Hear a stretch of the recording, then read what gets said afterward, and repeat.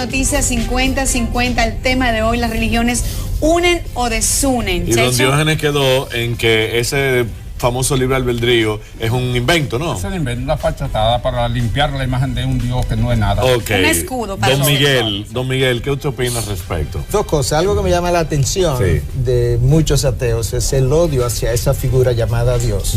Si no existe, ¿por qué odiarlo tanto? ¿Usted odia a Dios? Realmente, la existencia de Dios no se puede negar.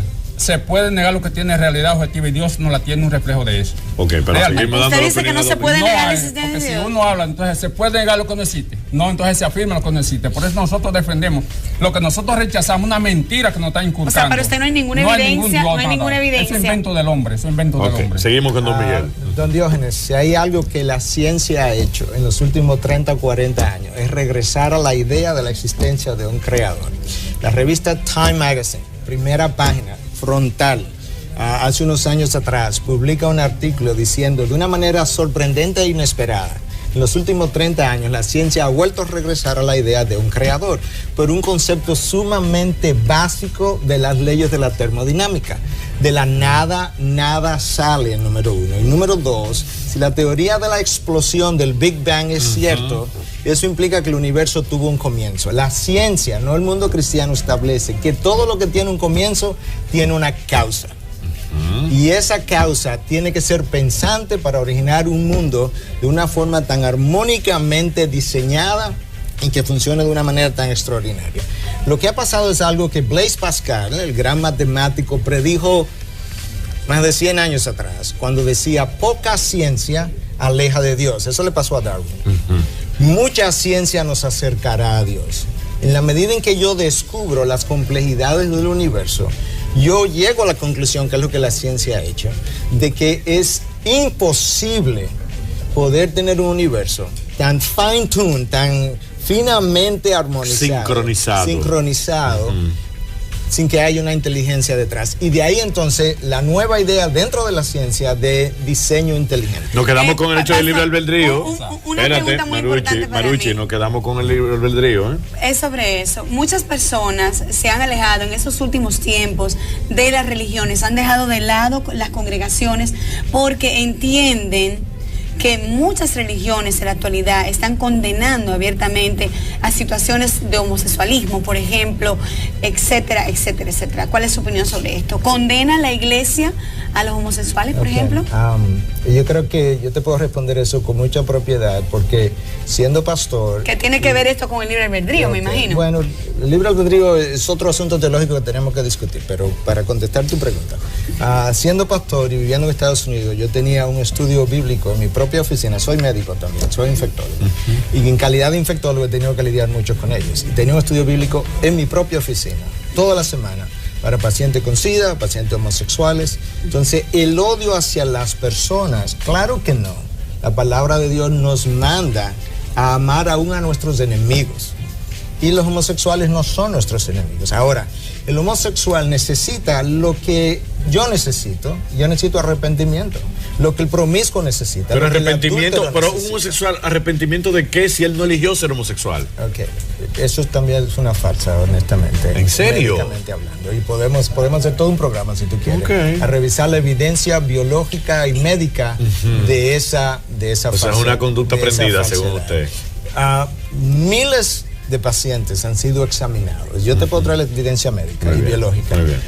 ¿Y por qué hace esa diferencia entre los heterosexuales y los homosexuales la iglesia, por ejemplo, su iglesia, por ejemplo? Bueno, se supone que... En cuanto al arrepentimiento que estamos hablando. No, hay una cosa, el heterosexual necesita arrepentimiento al igual que el homosexual. Estamos hablando que ese pecado requiere arrepentimiento como el adúltero requiere arrepentimiento.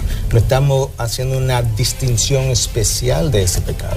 Ahora, a la luz de la biología, ponte a pensar, a la luz de la biología. Olvidémonos de Dios por un momento. ¿En qué cabeza cabe que la madre naturaleza, biológicamente hablando, va a diseñar individuos que no se pueden reproducir? Se hubiese muerto la raza. Va a diseñar individuos... Hay un montón de animales que lo hacen también. Pero bueno, no estamos tratando... estamos desviando del tema. Nos quedamos en el libre albedrío. Si existen hoy, se pueden reproducir. El que una especie llegue un momento y sufra una alteración y de ahí en adelante no puede ser otra cosa. Pero la especie existe y se ha reproducido. Volvemos al tema, Claro, Dios creó al hombre, Adán y Eva, lo creó con libre albedrío, porque lo creó a su imagen y Dios tiene la libertad para escoger. Y el hombre en su libre albedrío en ese momento decidió en contra de su creador. Y hoy él cosecha las consecuencias de su elección.